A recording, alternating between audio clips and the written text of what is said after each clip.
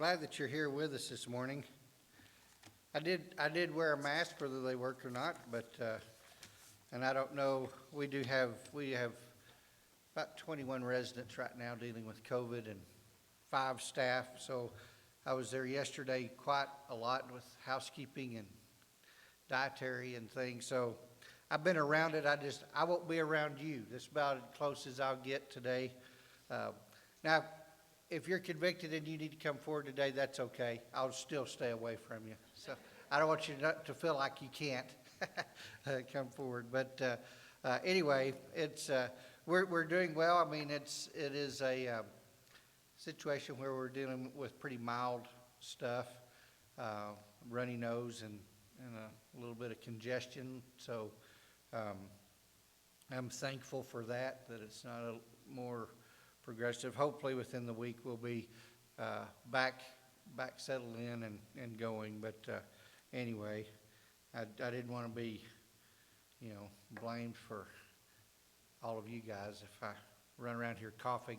And just so you know, I was here early this morning. Everything I've touched in this building except for this podium has been sprayed with Lysol. So just to make sure. But anyway, have a couple of dad jokes for you. Happy Father's Day. In honor of dads everywhere, I think a good dad joke would behoove us a little bit. So you are Bible scholars, among most of you taught me, so I know you know these answers. So who is the smartest man in the Bible? And they're afraid to answer because it's a loaded question. Who would you think is the smartest man in the Bible? Wisest man? Solomon? Close. It was Abraham. He knew a lot.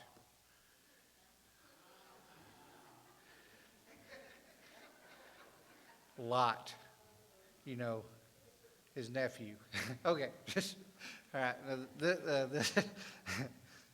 I think that's pretty good.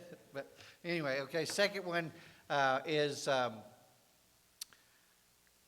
I've forgotten it.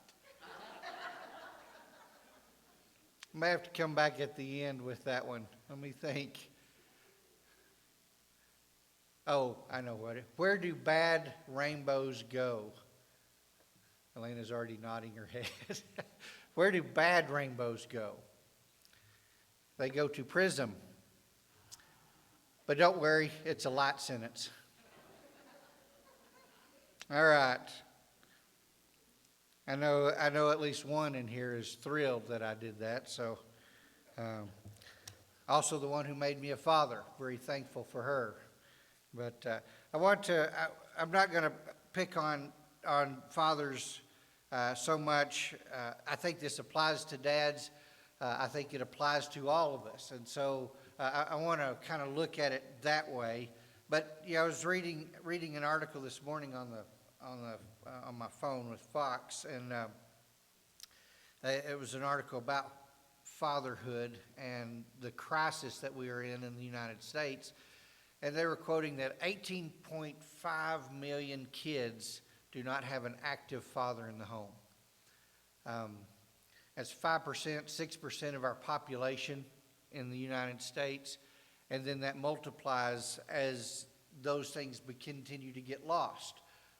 And so there's something to be said for that. And I don't know, except to say that those of you men who I have looked up to all my life in this room, it behooves us to continue to be father figures, even if the children that we are influencing are not our own.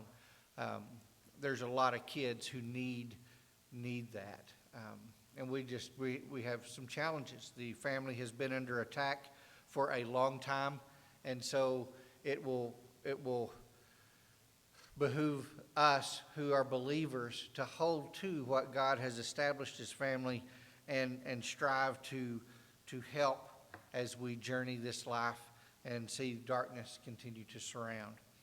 So instead of titling this a portrait of fatherhood or even a portrait of parenthood, I think it's something for all of us as Christians. And I'll try to keep my 4 points efficient. for you today. So if you have your Bibles and want to turn there, I do have the text up on the board. And I'm going to be bouncing out of two translations. What you have and what I'll be reading is New American Standard. But I think the NIV says it just a little different in a place or two that might be of benefit to us. So in chapter 2, starting in verse 7, we're going to read to verse 12. That's the downside of putting on a mask, is now my bifocals are fogged over. Okay, here we go. But we prove to be gentle among you as a nursing mother tenderly cares for her own children. Having so fond an affection for you, we were pleased to impart to you not only the gospel of God, but also our own lives, because you have become very dear to us. For you recall, brethren, our labor and hardship, how working night and day so as to not be a burden to any of you, we proclaim to you the gospel of God. You are witnesses, and so is God, how devoutly and uprightly and blamelessly we behaved toward you believers. Just as you know how we were exhorting and encouraging and imploring each one of you as a father would his own children, so that you would walk in a manner worthy of the God who calls you into his own kingdom and glory. It's interesting to me as Paul is writing. A lot of these churches are similar or are like his children, you know. And so he's very close. And the very first thing that he says is in ours, in verse 7 or 8, it says, having so fond an affection for you. I think the NIV says, we loved you so much. And the idea in the Greek actually is it's this deep, ongoing, never-ending type love. He's just really connected. And I think that's important. You know, our culture has become so messed up. Fathers have a hard time knowing exactly how to express love or affection. But anybody in this day and age, you're not sure how that's going to be taken. And all of these things get kind of muted and we lose a sense of our voice. And that's how Satan has worked on our culture. And yet Paul says here, man, we loved you so much. We were so deeply fond of you.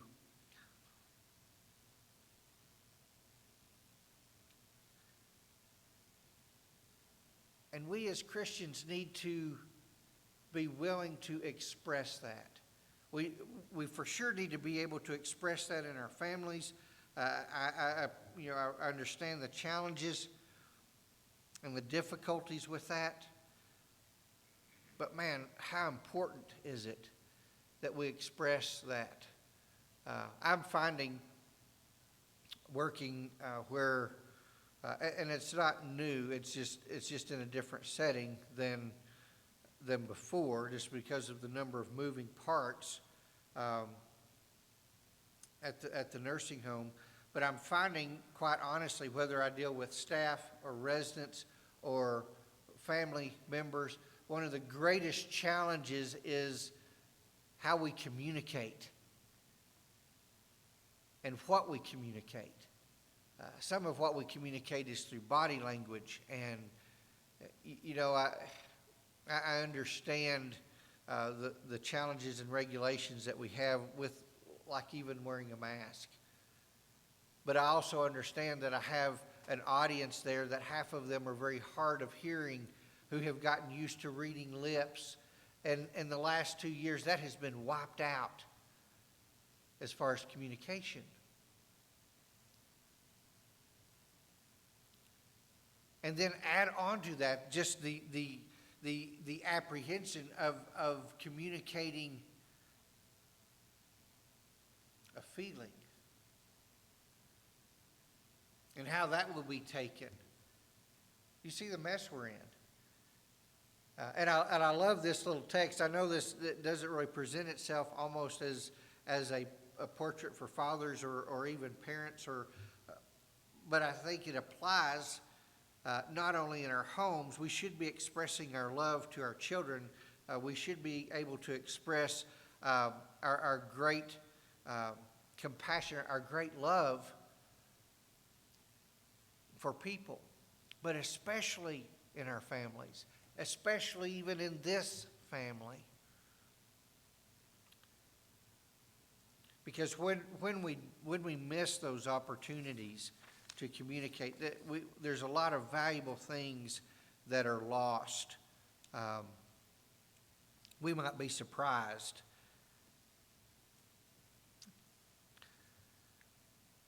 The second thing there in verse 8, it says, "We loved you so much that we delighted to share with you not only the gospel of God, but our lives as well."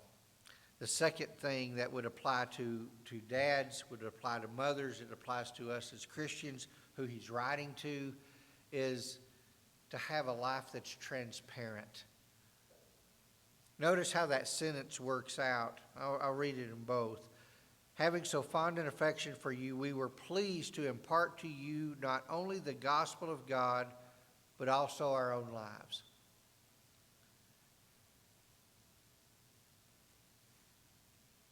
Think about that for just a second. The transparency. It's not that I just tell you how to live. It's not that Paul just imparted to them the gospel and said, this is what you should do. He modeled that with the transparency of, we shared with you not only that, but we shared our lives with you. We walked with you. We journeyed with you. You got to see how this thing called Christianity looks in work clothes. And I think that is valuable. It's funny because to me that's a hot topic word, especially when we start talking government and their interest in transparency. And I'm not going to get political, but the idea of transparency, what in simple terms is that? That you can see through it, that there's nothing hidden. Now, if I'm a dad, I need to be transparent and authentic with my child, meaning that Elena gets to see me live in both the good moments and the experience my mistakes, and see how I work through those things, all in the context of being consistent with the gospel that I've been called to teach. The gospel we've been called to live. Wonder why there's so much attack on the church from the world under the pretense of hypocrisy. What's happened? Well, I suspect that there have been some Christians who were inconsistent in their living what they were preaching. You know, the t-shirt for a while was something to the effect of, you can talk the talk, but can you walk the walk? And the reality is there should be no difference in those. The things that I say should be the things that I'm doing. And if that's not the case, then I've presented a pretty good argument for hypocrisy, haven't I?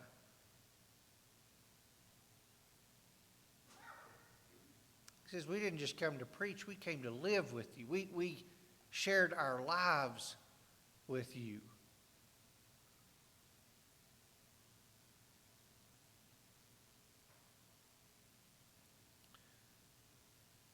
So just so we're clear, number one, we need to express our love. Number two, we need to be transparent in how we live, that there needs to be some consistency to that. Number three is an unselfish diligence. Look at verse 9. It says, you remember, brothers, our toil and hardship. We worked night and day in order not to be a burden to anyone while we preach the gospel of God to you. And the New American Standard says, let me pick up the last part of or the first part. For you recall, brethren, our labor and hardship, how working night and day so as to not be a burden to any of you, we proclaimed to you the gospel of God. And I think we have a responsibility, especially, and let this be part of my parent note, but most of you are are there. You have this behind you in many ways, but I think we have a responsibility to teach a good work ethic to our children. I think as Christians we need to exemplify a good work ethic, that we work hard, that we don't create opportunity, because Satan doesn't need any help, especially from us, as to how that goes. And so it's important that we teach that good work ethic. I think we teach it in two ways, especially to our families. We teach it by example, by doing it, by working hard. And we also teach it by giving them the opportunity to learn to work. And that's a challenge. I mean, I think every parent has wanted for their children more than what they had, or at least an easier go at it than what they had. But we have to be careful, because we don't want to raise a generation that's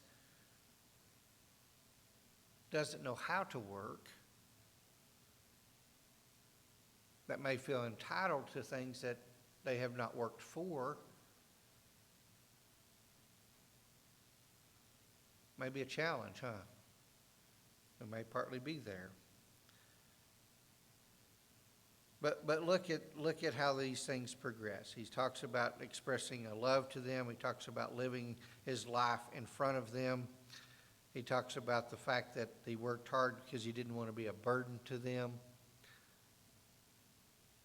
These are qualities that aren't just for parents, or it's for all of us, how we should live. And then the last point. See, I told you I would be efficient. I'm just not always able to keep that. I get carried away, but I'm trying to stay focused today. The last point is a spiritual genuineness. Or maybe the third point. Which point am I on?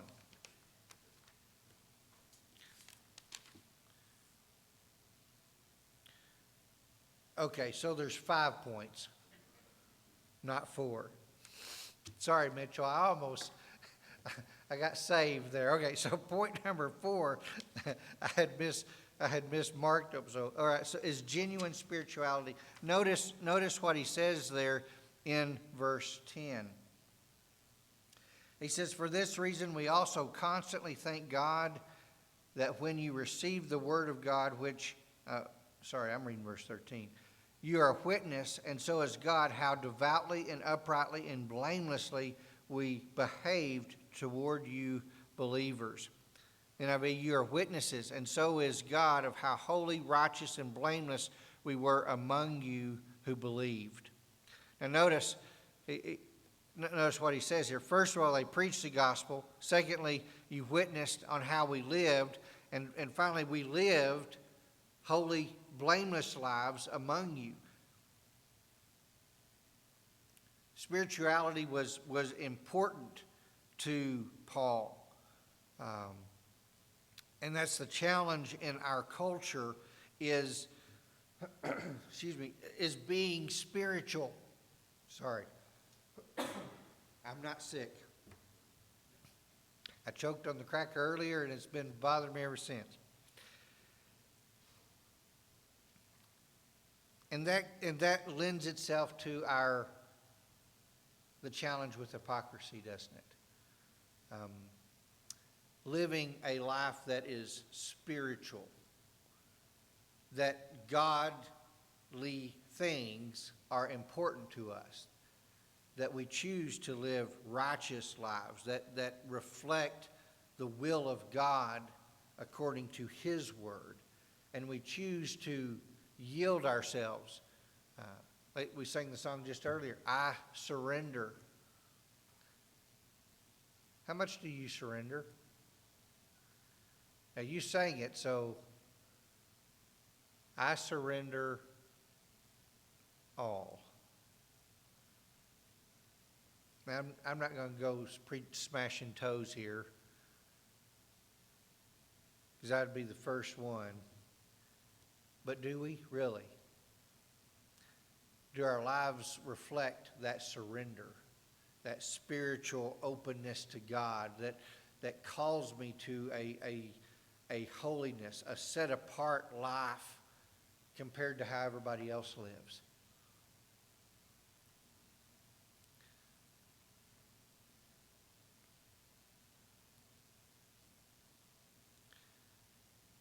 And fathers, let me just tack on, we have the responsibility of leading our homes spiritually, not just physically.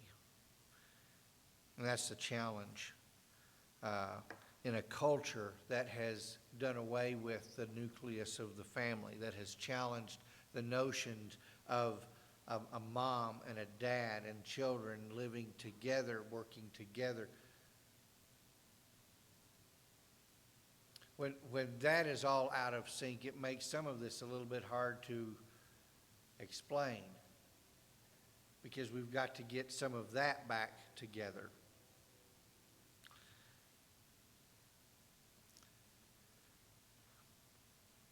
Okay, now the fifth point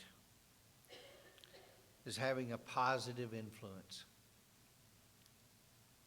How important is that? To have a positive influence. You know, in the interesting thing that I have found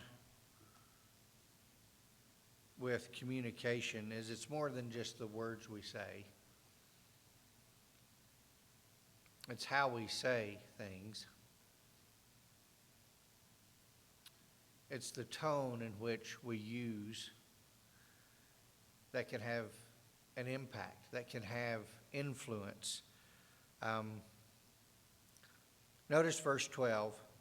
He says, "For you know that we dealt with each of you as a father deals with his own children." Now, I want to stop with that part of the sentence.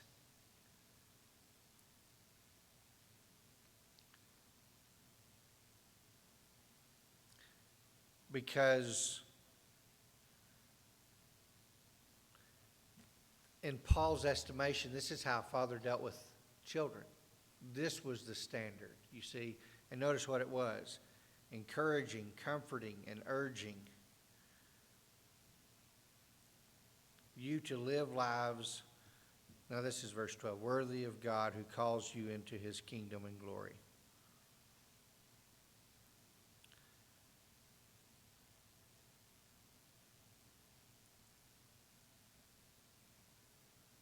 Cheering them on. Dan Benson, in his book, The Total Man, says that for every positive word that most dads say to their children, they say 10 negative ones. So a child hears a lot of don't, no, stop, you can't, to every positive one. And because I think dads sometimes have trouble with it, with expressing themselves, especially when it comes to love and other things, kids, well, they grab for that. But even on a broader sense, there are those in our world who need validation. They need to know that they matter and are worth something. And for whatever reason, you're the one that they look for that from. I don't know. I don't know who I'm talking about. But I'm challenging you to be that positive influence in those that you know, whether they're your kids or just somebody who needs a little encouragement. Because maybe they didn't have a dad that did that. Maybe their home life was not. And odds are we're getting quite a few. That the home life didn't look quite like yours. And so there's this need for positive influence. I've found that there are sometimes, if we have a situation where we have someone that doesn't really want to do what's needed, that just changing the tone and taking the words from a command to a invitation. You know, why don't we do this? Would you join me in this? Instead of saying, go do that. You can't be here. You see, sometimes when we use the negative, seems like when you're told not to do something, I don't know, are any of you tempted to do that? I'm not going to call any names, but I see a lot of people not looking at me all of a sudden. Don't do that. You can't touch that. All of a sudden, I've never wanted to touch that before in my life, and now you told me I can't, and all I want to do is touch it. Why? Because you told me not to. You see, we can have such influence in the way that we talk, the way that we live, the things that we say, and put all of this in the context of what Paul is saying is, man, we loved you so much. We were excited to share with you the good news of Jesus Christ. And not only did we share that good news, we wanted to live it in front of you. We wanted you to see that this is real, that Christianity has work clothes, and these work clothes are transparent.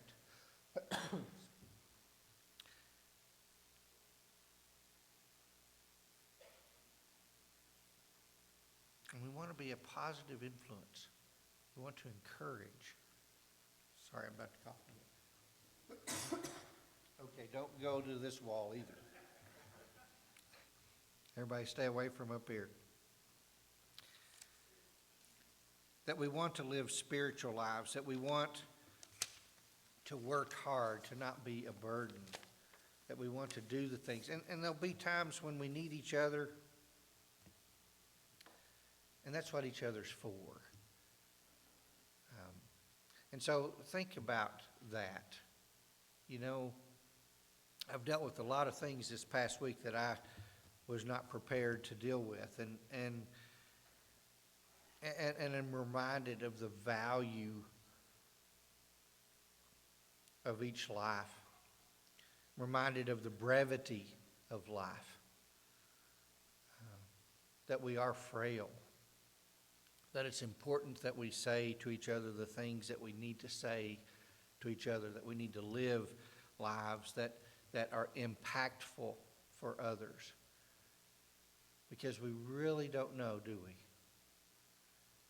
We really don't know how that's going to play out. And so we just, like Paul, we just journey through this life. We have a great message. We have a great God. We have a loving Savior. And we have a lot of people that are hurting, that need to know that there's something better, that this doesn't end badly, that God has won the deal. He's won the day. And we do that together. So I want to encourage you in your walk, in your relationship, to reflect on the things that not only that we've mentioned, but look at the things that Paul writes the church at Thessalonica. There's some amazing stuff there. And if we can help you today, we want to encourage you. We want to help you. We want you to know you're loved. However we can do that, please feel free to come now as we stand and sing.